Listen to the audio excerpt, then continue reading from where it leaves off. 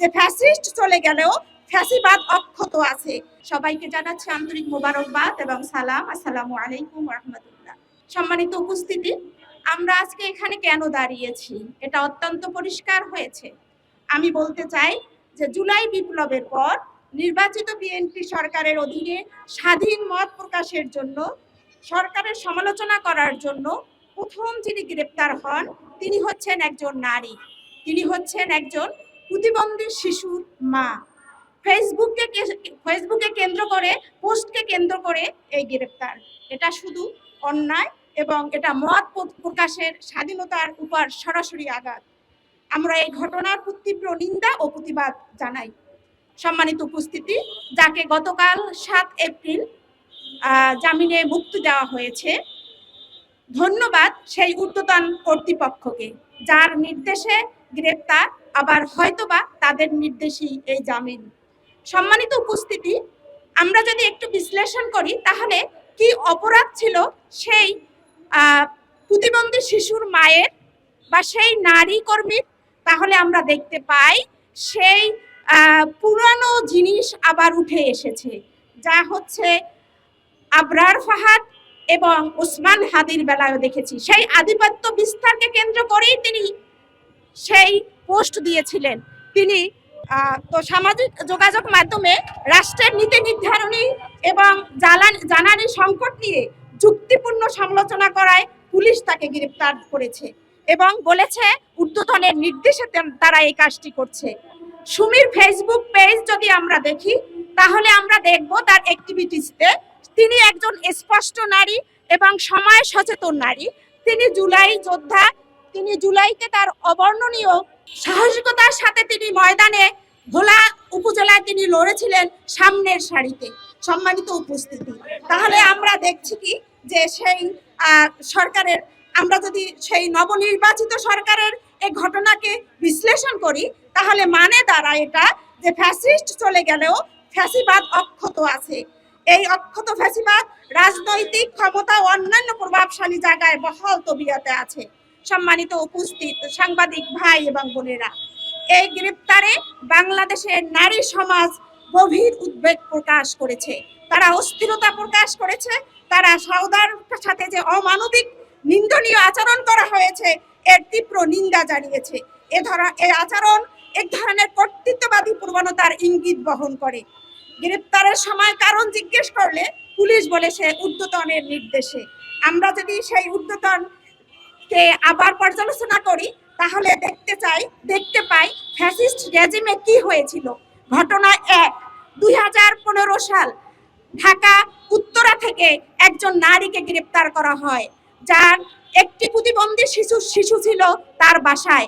বারবার প্রতিবাদ করার পরও, বারবার পুলিশকে আবেদন করার পরও তাকে ছেড়ে দেওয়া হয়নি, তাকে নিয়ে যাওয়া হয় কারাগারে। এবং রাতে পুলিশ বিভিন্ন বাসা বাড়িতে যে হামলা মামলা করত, সেখানে দেখা গেল সেই সেই নারীকে গ্রেপ্তার করার পর, দায়িত্বশীলকে গ্রেপ্তার করার পরে রাতে তার বাসা থেকে তার ব্যাংকার হাজবেন্ডকে আবার গ্রেপ্তার করা হয়। ঘটনা 2 হচ্ছে কুলাউড়া ভুক্সিমল ইউনিয়ন নীলুফার, যার স্বামীকে রাতে গ্রেপ্তার করতে এসে পুলিশ এই জামাত নারীর একটি রিপোর্ট বই পেয়েছিল। সেই রিপোর্ট বইটি পেয়ে তার 5 মাসের বাচ্চা সহ তাকে গ্রেপ্তার করে সেই কারাগারে নিক্ষেপ করা হয়। এবং দেখা গেছে সেই প্রতিবন্ধী বাচ্চাটি কয়েকদিন বাবা এবং মায়ের অভাবে, যার মুখে খাবার তুলে দেওয়ার জন্য সময় টাইম ফ্রেমে বাঁধা, শুধু বাবা মা ছাড়া এই সমস্ত বাচ্চাদের ক্ষেত্রে জানা যায় না, সেই বাবা মা যখন তার মুখে খাবার তুলে দেয়নি, বেশ কিছু মাস ভুগে সেই প্রতিবন্ধী ছেলেটি মারা যায়। সম্মানিত উপস্থিত বোনের ভাই, সাংবাদিক ভাইয়েরা, বাংলাদেশের নারীরা কখনো অন্যায়ের কাছে মাথা নত করেনি। সেই 69 থেকে 71 এবং 90, 24 আপনারা দেখতে পেয়েছেন। আমরা আজকে সেই ঐতিহ্য ধারক হয়ে এখানে এসেছি। আজকের এই মানববন্ধন কোনো সংঘাতের মানববন্ধন নয়, এটি ন্যায়ের দাবি, এটি মানবিকতার দাবি, এটি আইনের শাসনের দাবি, ন্যায় বিচার, মানবিক মর্যাদা এবং নাগরিক অধিকার রক্ষার দাবি, রাষ্ট্র সংস্কারের জন্য 24-এর গণ অভ্যুত্থান। সংস্কারের জন্য গণভোট নীরবে নির্ভীতে আজকে কাঁদে। 17 বছরের প্রতিবন্ধী ফ্যাসিস্ট তারাতে নারীরাও ছিলেন সোচ্চার, চোখে চোখ রেখে প্রতিবাদে ফেটে পড়েছিল। দেয়ালের লেখাগুলো এখনো মুছে যায়নি, সেখানে দিনে নাটক রাতে আটক, নাটক কম করো প্রিয় নারী, তুমি প্রতিরোধের মিছিলে নিরাপদ। আজকে নারীরা কি নিরাপদ? আজকে নারীরা, সম্মানিত সাংবাদিক ভাই এবং বোনেরা, আজকে প্রশ্ন রাখছি, নারীরা কি নিরাপদ? সেই সাইবার নিরাপত্তা আইন যা 2025 প্রণয়ন করা হলো, 2013 সে সাইবার নিরাপত্তা সুরক্ষা নিশ্চিত করা, সেখানে অপরাধ সংগঠিতকরণ, শনাক্তকরণ, প্রতিরোধ, দমন এবং উক্ত অপরাধের বিচার আনুষঙ্গিক বিষয় যেখানে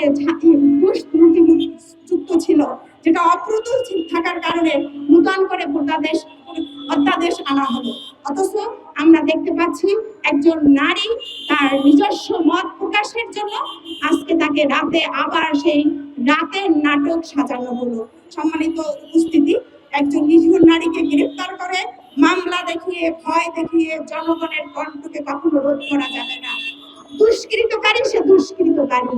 এই জন্য সামাজিক যোগাযোগ মাধ্যমে ফেসবুকের যে পোস্টগুলো দেওয়া হয়, আমি বিনয়ের সাথে বাংলাদেশের প্রতিটা মানুষকে বলবো, যারা সোচ্চার ফেসবুকে, আপনারা ভালো করে পড়ুন, ভাষাগুলোকে শুদ্ধ সুন্দর করুন। আল্লাহ এবং আল্লাহ রাসূল মানুষকে সহনশীলতা শিক্ষা দিয়েছে, সহমর্মিতা শিক্ষা দিয়েছে, সে যে দলেরই হোক। গতকালকে একজন বোন আমাদের ফেসবুকে কয়েকটি নাম প্রকাশ করেছে, যাদের অধিকাংশই দেখেছি আমরা সরকারি দলের। আপনারাও এভাবে যারা ফেসবুকে বিভিন্ন নামে বেনামে লেখালেখি করছে, নারীদেরকে বেইজ্জতি করছে, পুরুষদেরকে সম্মান দিচ্ছে না, তাদেরকে চিহ্নিত করুন, তাদেরকে আইনের আওতায় আনুন। সম্মানিত উপস্থিত আমার সাংবাদিক ভাই এবং বোনেরা এবং আমার প্রাণপ্রিয় এখানে জামাত ইসলামের যারা জনশক্তি আছে, আমরা আল্লাহ রাব্বুল আলামিন আমাদেরকে পৃথিবী থেকে পাঠিয়েছেন কল্যাণকামী করে, আমাদেরকে পাঠিয়েছেন সৎ কাজের আদেশ দিতে, অসৎ কাজে বাধা দিতে।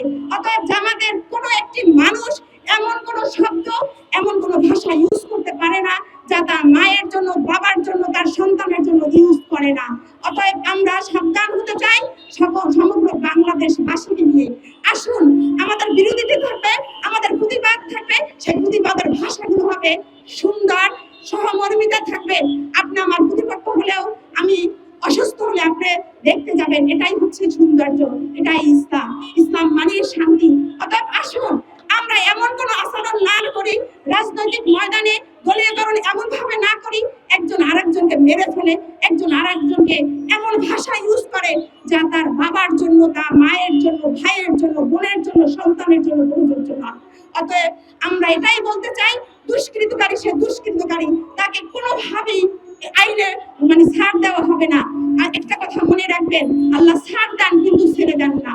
অতএব জীবনের শেষ মুহূর্তে যেন এমন কোন লজ্জিত হয়ে, অপমানিত হয়ে এমন ভাবে মৃত্যুবরণ করতে না হয় যে মানুষ দোয়া করার পরিবর্তে বদদোয়া করবে। অতএব আমাদেরকে সাইবার যে আইন করা হয়েছে, অধ্যাদেশগুলো আনা হয়েছে, যেখানে আমরা দেখতে পেয়েছি গণভোট নিয়ে এই সরকারের যে কি একটি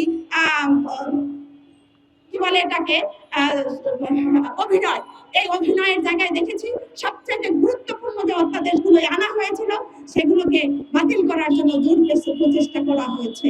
আমরা বলতে চাই, এই অধ্যাদেশগুলো জারি রাখুন, আইনের শাসন কায়েম করুন, সুন্দর সুষ্ঠু একটি বাংলাদেশ এই দেশের মানুষকে উপহার দিন। আর কত রক্ত ঝরালে আপনারা খুশি হবেন রাজনীতিবিদরা। আপনাদের কাছে প্রশ্ন রেখে গেলাম এবং আপনাদের কাছে দাবি রেখে গেলাম, এই বোনকে, যিনি সহজ সরল এবং সরলতা দিয়ে সত্যকে সামনে এনে মানুষেরকে সচেতন করতে চেয়েছে, তার মামলাটি প্রত্যাহার করুন, তার প্রতিবন্ধী বাচ্চাটিকে বাঁচতে দিন। 2015 সালের মতো সেই প্রতিবন্ধী শিশুটিকে যখন আমরা হারিয়েছিলাম, আমরা মায়েরা কেঁদেছিলাম।